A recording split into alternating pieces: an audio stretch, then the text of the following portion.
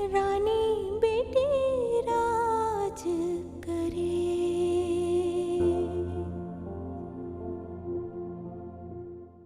आपको मैं ये सच बात बता रही हूँ कि अदनान कभी भी ना अपनी बेगम को ना जलील नहीं होने देता। उसका हर इल्ज़ाम वो अपने सर ले लेता है, लेकिन अपनी बीवी पे आंच नहीं आने देता वो। आप खुद सोचें कि आपका एक बड़ा ख़ानदान है, फिर राहिला, उसके ससुराल वाले क्या सोचेंगे कि आपने एक सड़क छाप को बेटा बनाकर अपने घर में रखा हुआ है। देखिए भाभी, ये सिर्फ बातें नहीं है, हकीकत है।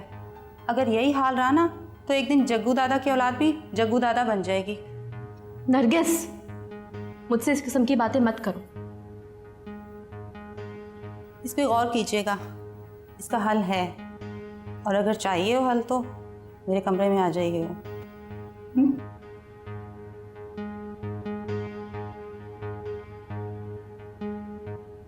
क्या कहना चाहती थी? कुछ भी कहती थी।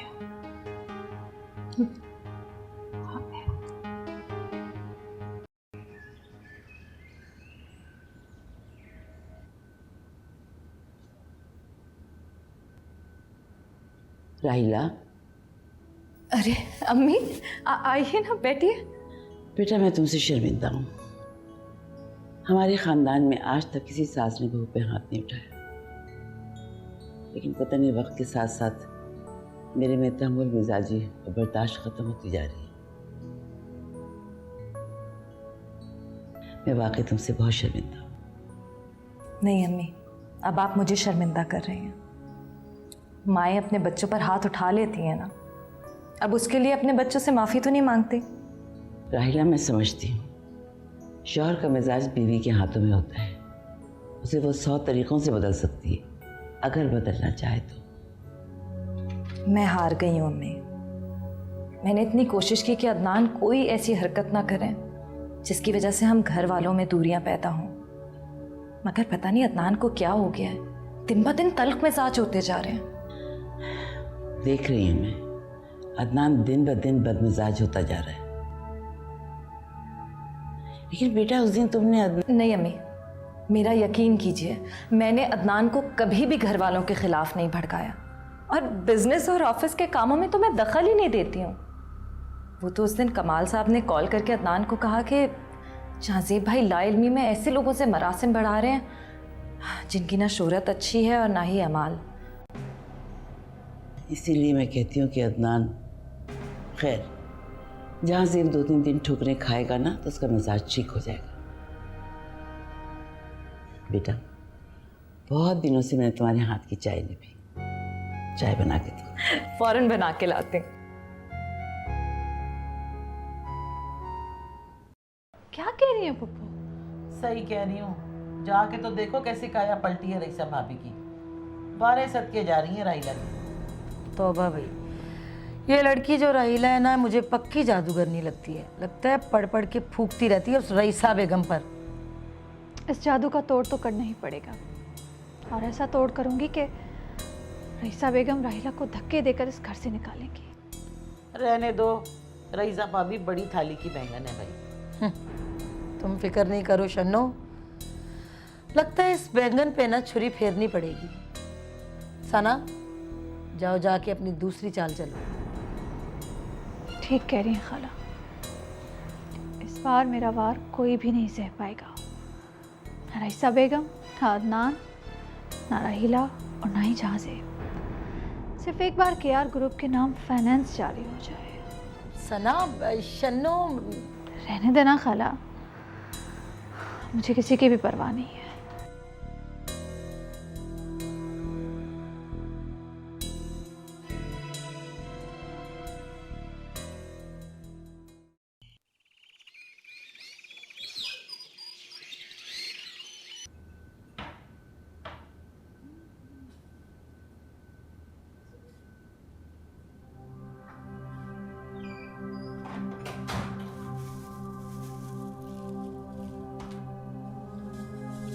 इनमें से कोई भी सब्जी नहीं बनेगी। मैं अम्मी से बेबी पूछ के आई हूँ, इसलिए बना रही हूँ। देखो राहिला, हर बात में ना अम्मी का दरवाज़ा बजाना छोड़ दो। जो मैं कह रही हूँ वैसा करो। इसमें से कुछ नहीं पकेगा, जो मेरा दिल चाहेगा सिर्फ वो पकेगा। भाभी आपका जो दिल चाह रहा है आप बना लीजिए। अम्मी वैसे भी परहेजी खाना खाती है ना। तुम्हारी जगह मैं होती ना, कभी भी अपने शौहर को मजबूर ना करती माफी मांगने के लिए। ये घर छोड़कर जा चुकी होती। घर और चार दीवारी औरत का तहफ्फुज होता है, उसे बात बात पर छोड़कर नहीं जाया जाता। अगर बेहिस होकर जलील होकर रहा भी तो नहीं जा सकता, जैसे तुम और तुम्हारा शौहर रह रहे। आप नहीं समझेंगे, इसलिए बेहतर है कि हम इस मौजू पर बात ही ना करें।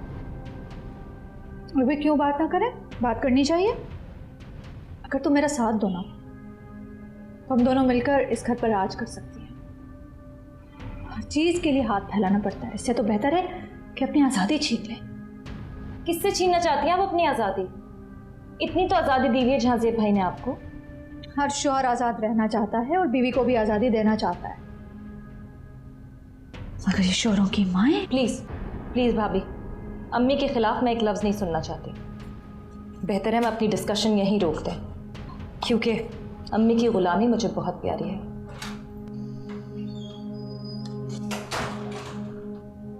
कुछ नहीं हो सकता तुम्हारा, बेवकूफ़ औरत।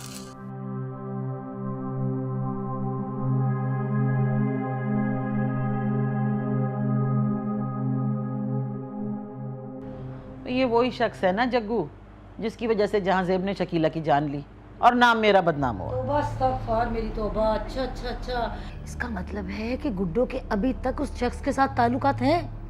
हाँ, और नहीं तो क्या। इसी वजह से सारे जमाने को छोड़ा, बेटियों से राब्ते खत्म किए, उसी के घर रह रही है गुड्डो। क्या बकवास करी आप?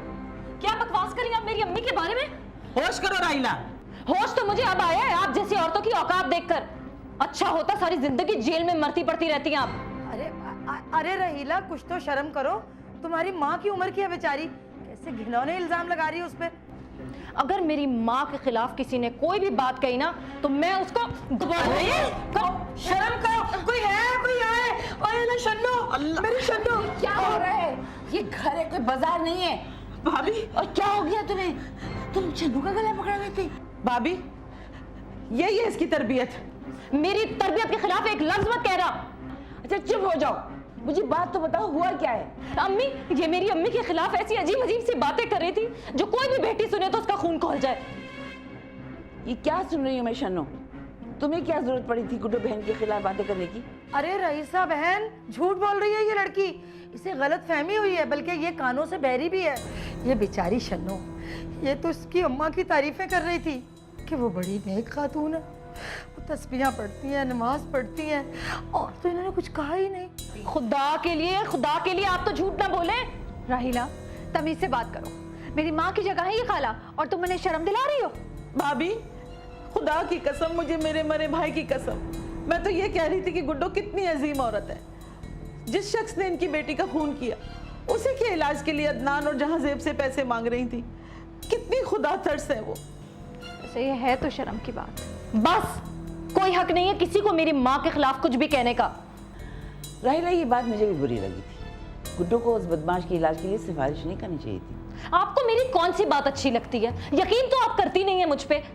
राहिला, जुबान को लगाम देकर बात करो। लहजा देख रही हो अपना? अम्मी, आप इन लोगों से कह दें कि हद में रहें। अगर मेरी माँ के खिलाफ आज के बाद किसी ने कोई बात की ना तो मुझसे बड़ा कोई नहीं होगा। रईसा बेगम, इतनी लंबी जुबान है इस लड़की की। आप यकीन करें, ऐसी मक्कार लड़की मैंने अपनी जिंदगी में नहीं देखी। बेचारी शन्नो बेचारी ने तो कोई बात की नहीं इसकी माँ के खिलाफ। बस यही बता रही थी कि वो नेक औरत हर वक्त तस्बीह पकड़ के नमाजें पढ़ती रहती है। बोल ले शन्नो। भाभी, राहिला जरूर किसी बात का इंतकाम ले रही है भाभी। अच्छा चुप करो, बस करो। मैं जाकर खुद पूछती हूँ उससे। अपनी बहन के लिए शरबत बना के लाऊं? मैं भी पी लूंगी, शुगर की मरीज हूँ। मेरी माँ।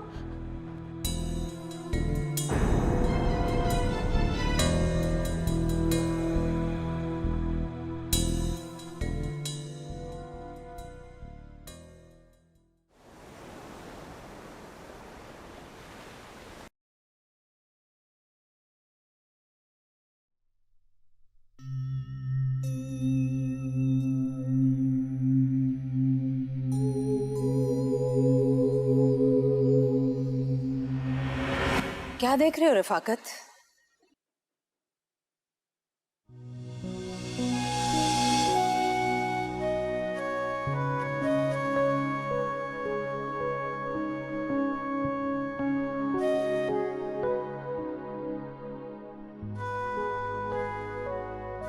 मैं तुमसे पूछ रही हूँ कि क्या देख रहे हो?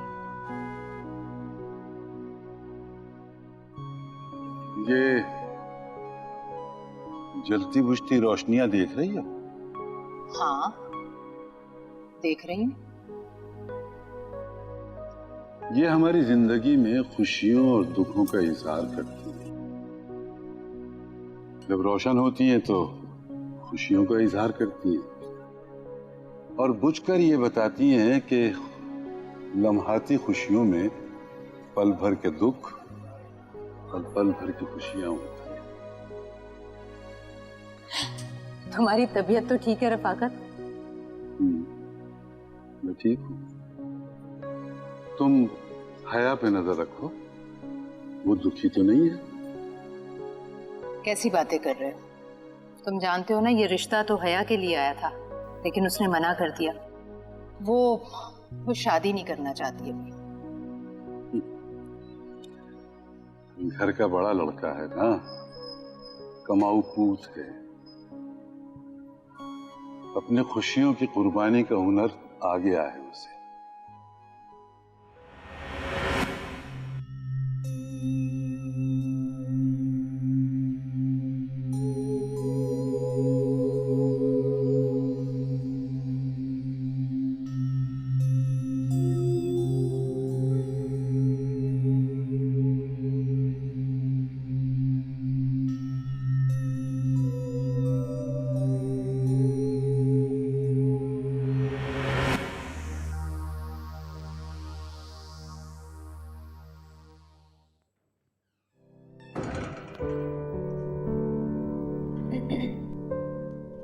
क्या सोच रही थी?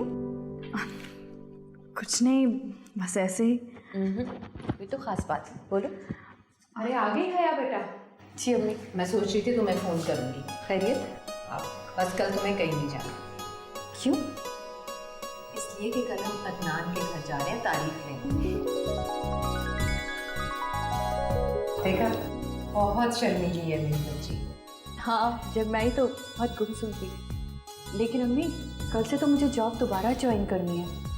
नहीं, कल तुम नहीं जाओगी बस। अच्छा ठीक है, मैं उन्हें फ़ोन कर देती हूँ। हाँ, फ़ोन कर दो।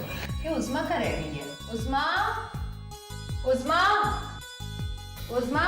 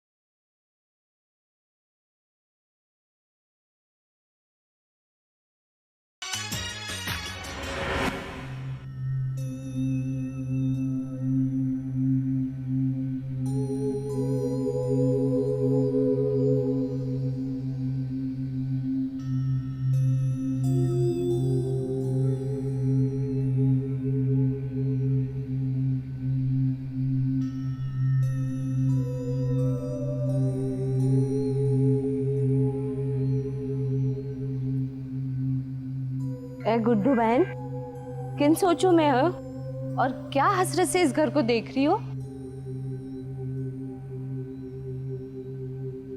तिनका तिनका जोड़कर घोंसला बनाया जाए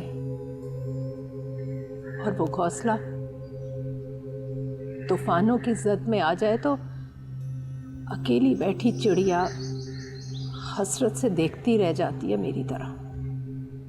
सही कह रही हो, घर वाली से घर की वीरानी देखी नहीं जाती है।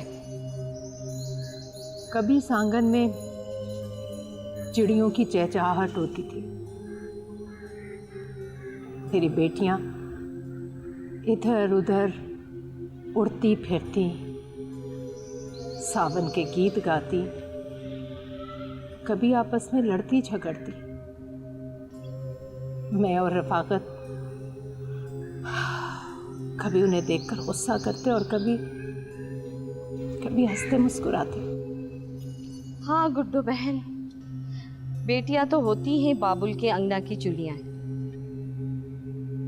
लेकिन बेटियां बेटियां कहाँ रहती हैं?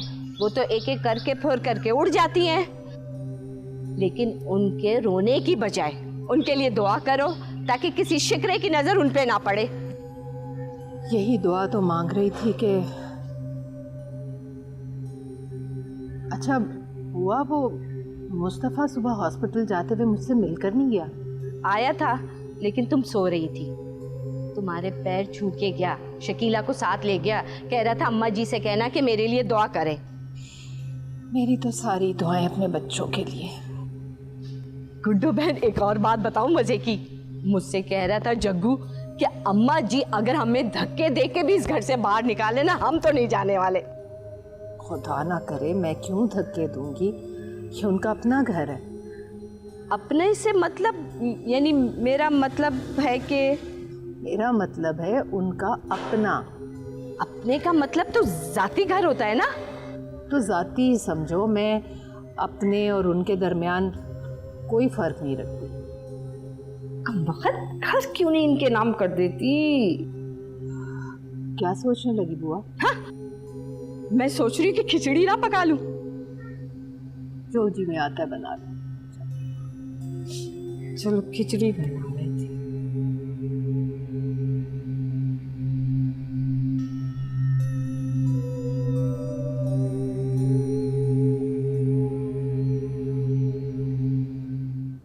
तुम्हें अगर कोई गलतफहमी हुई भी थी तो मुझसे कहती। इस तरह घर की बहुओं को धींगा कुश्ती जेब नहीं देती। घर की बहुओं के माँ बाप को जलील भी नहीं किया जाता अम्मी। आप फिर से एक और आस्तीन का सांप पाल चुकी हैं और मुझे लगता है कि इस दफ़ा इस सांप का वार मैं बनूंगी। ये भी तो हो सकता है कि इस बार तुम मेरी आस्तीन में सांप बनकर बैठी हो। क्या अम्मी? मैं? आप मुझसे नाराज हैं, ठीक। आपके और मेरे दरमियान गलत फहमी हुई अम्मी, वो भी ठीक।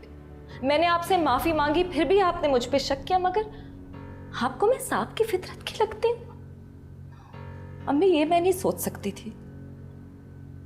ऐसी बदगुमानी और बेअदबारी के साथ मैं इस घर में नहीं रह सकती अम्मी। मैं ये घर छोड़कर जा रही हूँ और आप अदनान को बता दीजिएगा कि मैं यहाँ लौट कर नहीं आऊंगी। खबरदार, तुमने इस घर से बाहर कदम निकाला तो। जिस घर में मेरी माँ की इज्जत की धज्जियां उड़ा दी जाए, वो घर मेरा कैसे हो सकता है अम्मी? ठीक है, अगर तुम्हें जाना है तो शौक से जाओ, लेकिन अदनान के आने के बाद फिर मैं तुम्हें नहीं रोकूंगी।